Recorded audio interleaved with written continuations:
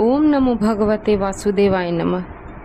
दोस्तों, जैसा कि आपने पिछली कथा में जाना कि कैसे कृष्ण अवतार परशुराम ने अपने ब्राह्मण पिता का क्षत्रियों द्वारा अपमान का बदला लिया, जिसमें राजा के 50 पुत्र डरकर भाग खड़े हुए। कुछ दिनों तक छिपे रहने के बाद 50 पुत्रों ने परशुराम से अपने पिता की मृत्यु का बदला लेने के लिए एक योजना बनाई। 50 राजकुमार पुनः परशुराम के पिता जमदाग्नि ऋषि के आश्रम में गए और बातों बातों में विवाद करते हुए वृद्ध जमदाग्नि ऋषि का सिर धड़ से अलग कर दिया। यह देखते ही उनकी पत्नी अर्थात परशुराम की माता रोने तड़पने लगी और अपने पुत्र परशुराम को पुकारने लगी।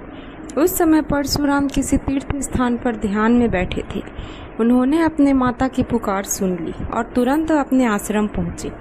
पहुंचकर देखा कि उनके पिता का सर धड़ से अलग है और 50 राजकुमार उनके पिता के सिर को अपने विजय प्रमाण के लिए अपने राज्य को लेकर चले गए हैं। माता से सारा वृत्तांत सुनने के बाद परशुराम पुनः बहुत क्रोधित हो गए और सिंह की भांति दहाड़ते ललकारते हुए अपने अस्त्र शस्त्र फरसा और तरकस को हवा में लटकाते हुए उन दुष्टों के राज्यों की ओर चल पड़ी। अभी वे दुष्ट राजकुमार परशुराम के पिता के सिर को लेकर अपने राज्य तक पहुंच भी नहीं पाए थे कि परशुराम के हाथ लग गए। पहले तो परशुराम ने उनसे अपने पिता के सिर को छीनकर ससम्मान एक स्थान पर रख लिया।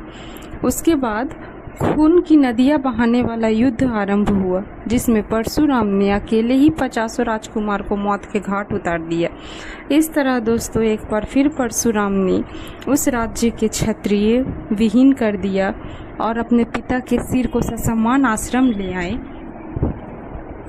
और साक्षात नारायण भगवान से अपने पिता को पुनः जीवित करने का आग्रह किया। किंतु भगवान ने उन्हें सांत्वना दी और मृत्यु एक अटल घटना है, इस पर ज्ञान दिया। किंतु इसके अतिरिक्त भगवान ने उन्हें यह वरदान दिया कि परशुराम के पिता सदैव छाया रूप में जीवित रहेंगे और उनके आसपास रहेंगे।